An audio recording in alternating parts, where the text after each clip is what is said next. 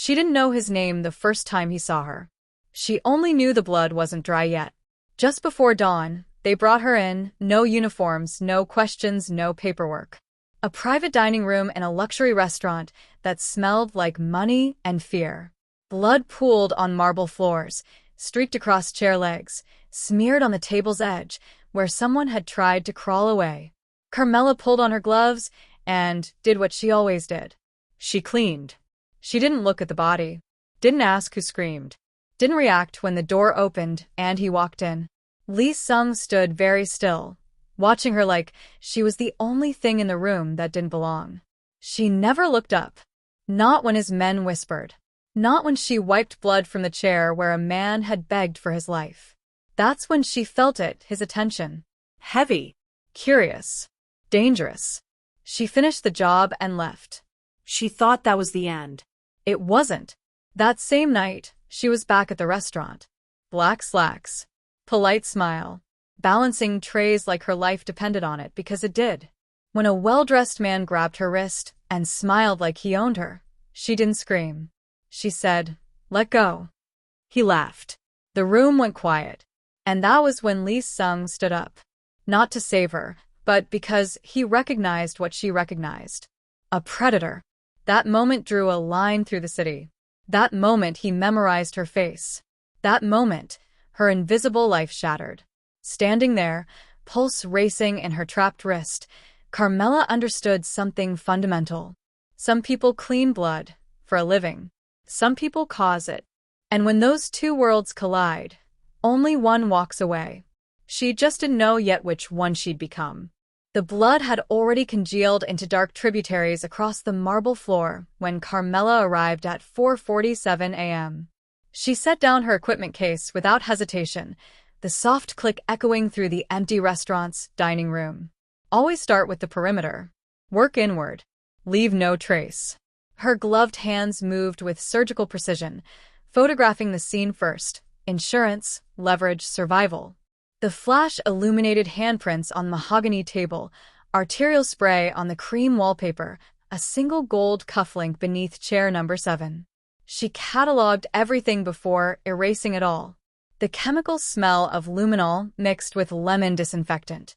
Carmella worked in silence, her breathing steady, her mind calculating angles and absorption rates. This wasn't her first crime scene. It wouldn't be her last. The people who hired her paid triple rates for discretion and ghost-level competence. She was buffing the final section of floor when the kitchen door whispered open. Carmella didn't look up. Didn't need to. The shift in air pressure told her someone was watching. Someone who moved like smoke. Thorough. A male voice observed. Accent indeterminate. Tone calculating. She continued her work, wiping down the table legs. I don't do half measures. I can see that. Lee Sung stepped into her peripheral vision, tailored suit, expensive shoes that made no sound. He studied her the way art collectors study paintings before auction. Carmella felt his gaze catalog her features, the scar above her left eyebrow, the efficiency of her movements, the absence of fear. She finished, packed her equipment, and stood. Met his eyes for exactly 2 seconds. Professional courtesy, nothing more. The invoice will be sent through the usual channels, she said. He nodded once. She walked past him, feeling his attention follow her like a searchlight. Outside, dawn was breaking over the city. Carmella loaded her van and drove away, already mentally filing this job into her past. She didn't know Lee Sung had memorized everything about her.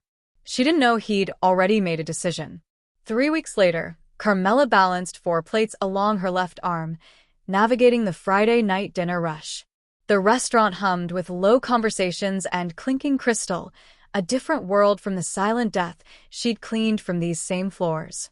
Table 12 needs water, Marco hissed, rushing past with a tray of cocktails. She nodded, delivering her current order first. Smiled professionally at the couple celebrating an anniversary. Turned toward the water station and froze. The man at table 12 sat alone, watching her with eyes that had already stripped away her waitress uniform and reached for something darker underneath. Expensive watch. Cheaper smile. Carmella filled his water glass. His hand shot out, fingers circling her wrist. "You're new here." His grip tightened. "Pretty thing like you shouldn't be working so hard." Calculate. Exit strategies. Witnesses. Cameras. Let go. Her voice carried no fear, just fact. His smile widened. "Or what?" "Or I break your thumb, and you explain to everyone here why you assaulted service staff." The restaurant's ambient noise seemed to pause. Then a shadow fell across their table. She asked politely. Lee Sung's voice was silk over steel. "I suggest you comply." The man's confidence evaporated. His eyes darted between Carmella and Lee Sung, finally registering who stood behind him. He released her wrist immediately. "Mr. Lee, I didn't realize. You should have." Lee Sung didn't raise his voice. Didn't need to. "Carmella works for this establishment. That makes her protected. Do you understand?" The man nodded, suddenly pale. Stood. Left cash on the table and walked out quickly. Carmella rubbed her wrist, meeting Lee Sung's gaze. "Thank you wasn't necessary, but appreciated." "I protect what's valuable," he said softly. She walked away, aware of eyes following her again. This time not just his. 3 weeks later, Carmella balanced 4 plates along her left arm, navigating the Friday night dinner rush. The restaurant hummed with low conversations and clinking crystal, a different world from the silent death she'd cleaned from these same floors. "Table 12 needs water," Marco hissed, rushing past with a tray of cocktails. She nodded, delivering her current order first. Smiled professionally at the couple celebrating an anniversary. Turned toward the water station and froze. The man at table 12 sat alone, watching her with eyes that had already stripped away her waitress uniform and reached for something darker underneath. Expensive watch. Cheaper smile. Carmella filled his water glass. His hand shot out, fingers circling her wrist. "You're new here." His grip tightened. "Pretty thing like you shouldn't be working so hard." Calculate. Exit strategies. Witnesses. Cameras. Let go. Her voice carried no fear, just fact. His smile widened. "Or what?" "Or I break your thumb, and you explain to everyone here why you assaulted service staff." The restaurant's ambient noise seemed to pause. Then a shadow fell across their table. She asked politely. Lee Sung's voice was silk over steel. "I suggest you comply." The man's confidence evaporated. His eyes darted between Carmella and Lee Sung, finally registering who stood behind him. He released her wrist immediately. "Mr. Lee, I didn't realize. You should have." Lee Sung didn't raise his voice. Didn't need to. "Carmella works for this establishment. That makes her protected. Do you understand?" The man nodded, suddenly pale. Stood. Left cash on the table and walked out quickly. Carmella rubbed her wrist, meeting Lee Sung's gaze. "Thank you wasn't necessary, but appreciated." "I protect what's valuable," he said softly. She walked away, aware of eyes following her again. This time, not just his. The produce market on 5th Street had 3 exits, no security cameras in the back alley, and a vendor who sold information along with vegetables. Carmella bought tomatoes she didn't need while listening. Red Lotus Crew expanding territory. Hit 2 of Lee's warehouses last week. Looking for someone, a woman. She paid cash, left through the back. 2 men in leather jackets flanked the alley entrance. Too obvious to be professionals. Meant to intimidate, not execute. Lost sweetheart. The taller one blocked her path. Carmella shifted her grocery bag to her left hand. Right hand free. 6 feet between us. Concrete wall behind me. Dumpster to my right. Just leaving. Boss wants a word. About a cleaning job you did. So it begins. Tell your boss I don't take meetings in alleys. She stepped forward, not back. And I don't repeat conversations about previous clients. The shorter man moved closer. Wasn't a request. Carmella's hand found the pepper spray in her jacket pocket. But before she could move, a black SUV rolled into the alley mouth. The window lowered. Lee Sung's face appeared, expression unreadable. "Gentlemen, this woman is under my protection. Leave." The men hesitated, exchanged glances. retreated. Carmella approached the SUV. You're making me visible. You were already visible the moment you cleaned that room. Lee Sung opened the door. Get in. We need to talk. She calculated rapidly. Staying meant continued threats. Getting in meant entering his world completely. But the Red Lotus wouldn't stop. They thought she'd seen something, knew something worth killing for. Carmella slid into the SUV. They're targeting your supply routes, she said without preamble. Warehouses, transport schedules. Someone's feeding them information. Lee Sung's eyes sharpened. How do you know? Because they're hitting you in patterns. Tuesdays and Fridays. Your delivery days. She met his gaze. You have a leak. The SUV pulled into traffic. Then we have a problem, he said quietly. No, Carmella thought, watching the city blur past. We have a war. The safe house smelled like cigar smoke and paranoia. Carmella stood in the corner of Lee Sung's emergency operations room, observing. 6 men around a table, his inner circle. Trusted soldiers. Decades of loyalty. One of them was selling him out. She'd spent 3 days tracking patterns. The warehouse hit last Tuesday. Lee's schedule was changed at 3 p.m. the day before. Only 7 people knew. The ambush on Friday? Lee's route was decided 2 hours prior. For people in the room, the common denominator sat directly across from Lee Sung, drinking expensive scotch like he'd already won. James Park, second in command. 20 years of service. Lee's oldest friend. Carmella watched him check his phone. Twice in 10 minutes. Same subtle gesture. Index finger swipe. Barely visible. Not reading. Sending. There. The Red Lotus hit our shipment at Dock 9, one soldier reported. Knew exactly when to strike. How? Lee Sung's voice was ice. Silence. Then James spoke, smooth as poison. They're getting better intelligence. We need to change protocols. Protocols you designed, another soldier pointed out. James smiled. Exactly. I know the weaknesses. Let me patch them. Carmella caught Lee Sung's eye. Shook her head once. Fractionally. He noticed. His expression didn't change, but his fingers tapped once on the table. Acknowledged. The meeting continued. Plans were made. James volunteered to handle security for Lee's meeting with the city councilman tomorrow night. After everyone left, Carmella stayed. It's Park, she said flatly. Lee Sung stared at the door his oldest friend had just exited. You're certain? He's been coordinating every hit. Check his phone records. Follow him tonight. She pulled out her own phone, showed him her notes. The pattern is perfect. Too perfect. Lee Sung's jaw tightened. If you're right. I am. Then tomorrow's meeting is a trap. Yes. He looked at her. Really looked. Why are you helping me? Carmella thought of the Red Lotus card, the men in the alley, the life she'd tried to leave behind. Because they made it personal. The restaurant's private room had 12 points of entry and 0 witnesses. Perfect for a meeting. Perfect for murder. Carmella arrived 2 hours early, dressed as catering staff. She'd mapped every sight line, every blind spot. James had arranged the location. James had chosen the security team. James had ensured Lee Sung would be alone. Almost alone. She positioned herself behind the bar, hidden by the elaborate floral arrangement. Her phone connected to the building's security system, a trick she'd learned from another life. For cameras, she controlled 3. Lee Sung entered at 8 p.m. sharp. Alone as expected. He took his seat, back to the window.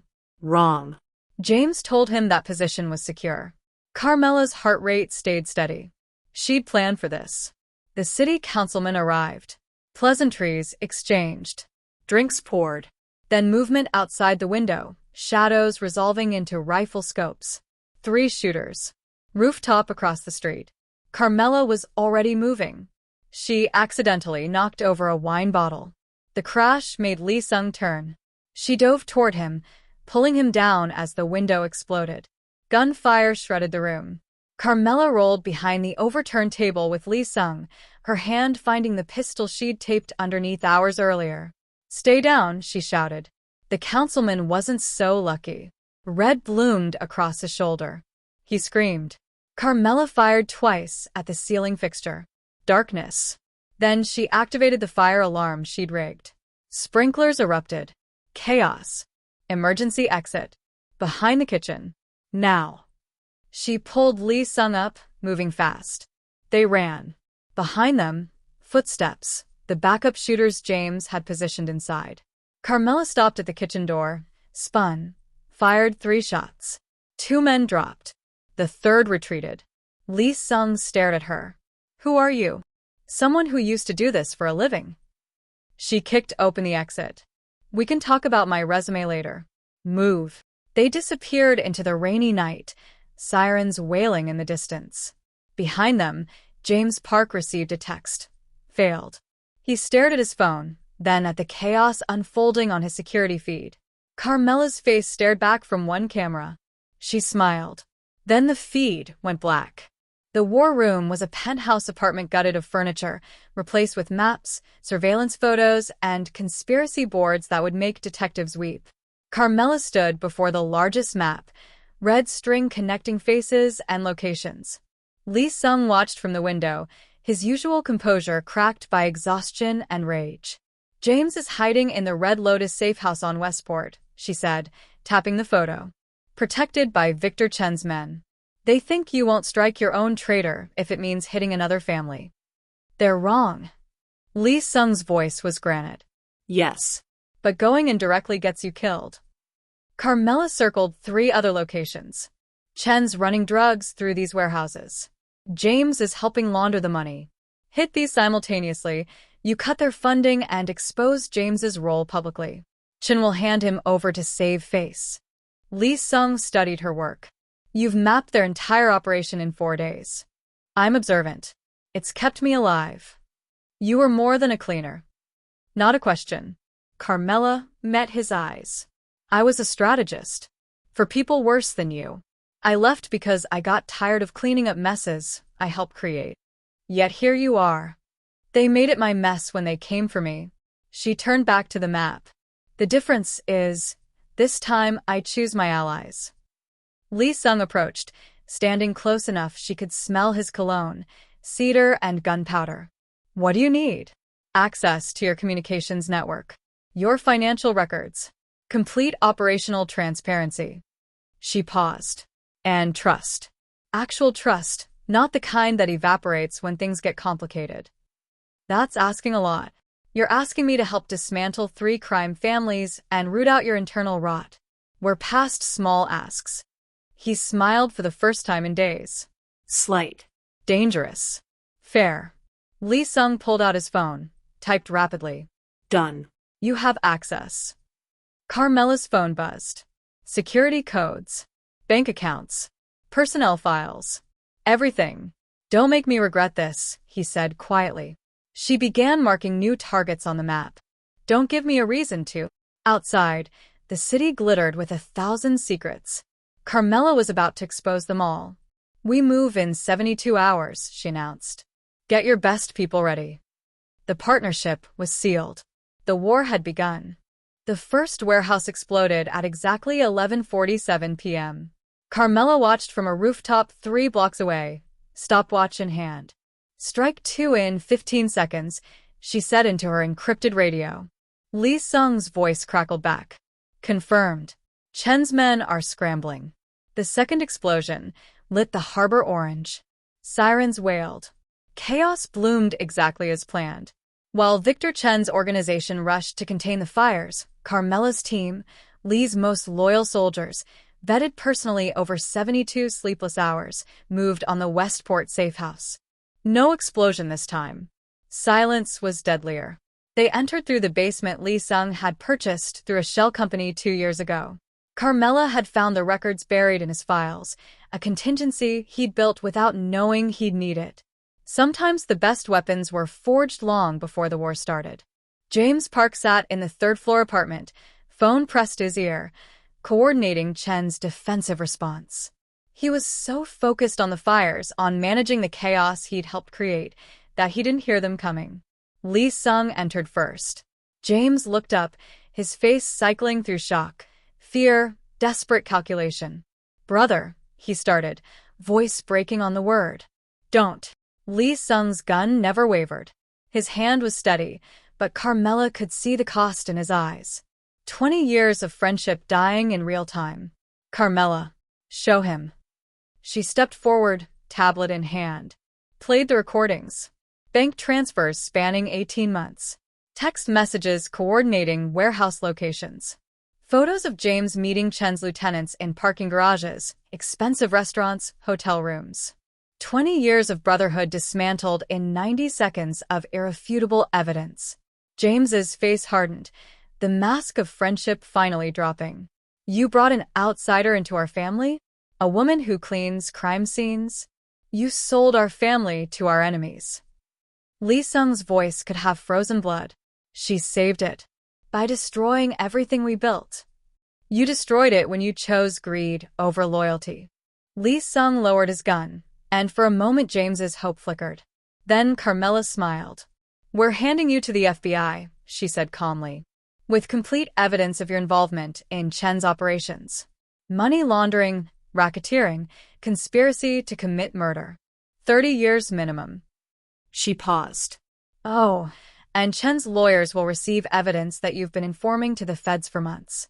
Fabricated, of course, but convincing. James went pale, finally understanding. That's a death sentence from both sides. Yes. Lee Sung turned away, unable to watch his oldest friend's face crumble. It is. Guards. 2 soldiers entered, hauled James away. His screams faded down the hallway, not of pain, but of a man realizing he destroyed himself. Carmella's phone buzzed. Updates flooded in. 3rd warehouse secure. Chen's accountant arrested with federal agents. Red Lotus lieutenants turning on each other as their money vanished into frozen accounts. The rival families collapsing like dominoes, exactly as she'd engineered. It's done, she said quietly. Lee Sung stood at the window, watching the city burn in controlled fires. The old order reduced to ash and sirens. Tomorrow, they'd build something new. Tonight, they'd earned the right to watch it fall. 3 weeks later, the city had found a new rhythm. Victor Chen was serving federal time, 15 years, no parole.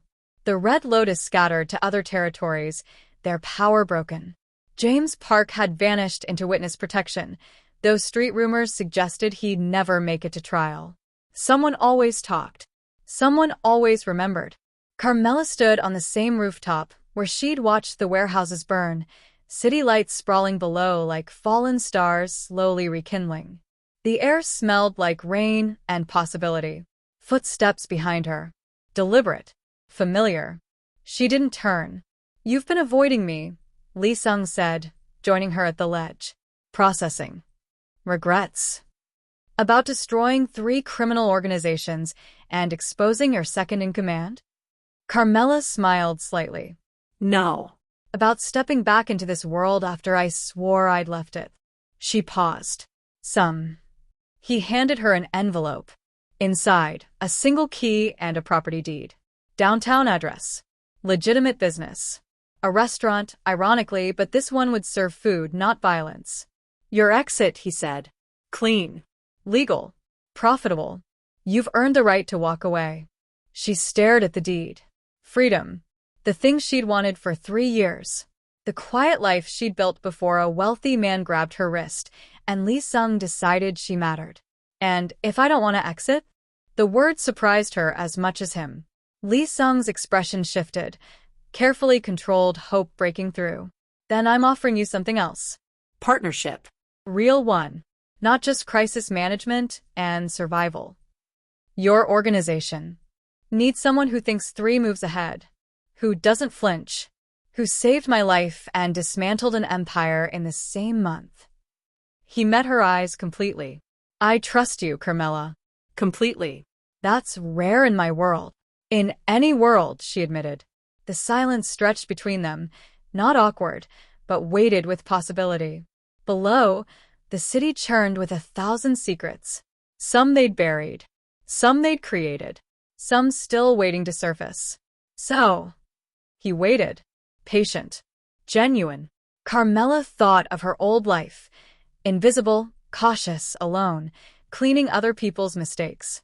Then this one, dangerous, purposeful, standing beside someone who saw her completely and didn't look away, who trusted her with empires and secrets and the parts of himself he showed no one else. I want control over strategic operations, she said finally. Full input on major decisions. Complete transparency, no more surprises. She turned to face him. And if you ever lie to me, even once, I walk. No second chances. Agreed. And no more dramatic rooftop meetings. You have my number. Lee Sung smiled, actually smiled. Rare and genuine. I like the drama. Of course you do. They stood in comfortable silence, watching the city reshape itself below. Somewhere out there, new threats were forming. New rivals calculating their moves. The peace wouldn't last, it never did. But for now, Carmella had something she'd never expected. A partner. Purpose. Power earned through skill and survival, not fear or circumstance. She pocketed the key. The restaurant would make an excellent front operation. Maybe something more. Let's go, she said. We have an empire to run. Lee Sung offered his hand. She took it. Equals, allies, and something neither had words for yet. Something that might survive in a world built on violence and secrets. Together, they walked into the night. The city had no idea what was coming. But Carmella did. And this time she was ready. So that's Carmella's story. From invisible cleaner to the strategist who brought a city to its knees and rebuilt it in her image. From the moment Lee Sung watched her wipe blood from marble floors, their fates were sealed. Some partnerships are forged in fire. Theirs was forged in secrets, survival, and the kind of trust most people never find. But now I want to hear from you. Speech Balloon, what did you think of Carmella's transformation? Did she make the right choice staying in Lee Sung's world, or should she have taken that clean exit? Speech Balloon, who was your favorite character? Carmella the strategist? Lee Sung the calculated boss? Or maybe James the traitor got what he deserved? Speech Balloon, what moment hit hardest for you? The assassination attempt? The betrayal reveal? Or that final rooftop decision? Drop your thoughts in the comments below. I read every single one. And if you loved watching Carmella go from cleaning crime scenes to commanding an empire, thumbs up, hit that like button to let me know you want more high-stakes, secret identity, payback stories like this. Bell subscribe and turn on notifications so you never miss the next story. Trust me, what's coming next is even darker. Loudspeaker, share this with someone who loves strong female leads, crime thrillers, or revenge done right. Carmella chose her path. Lee Sung chose his partner. Now you choose. Are you ready for the next story? See you in the next one. Black Heart.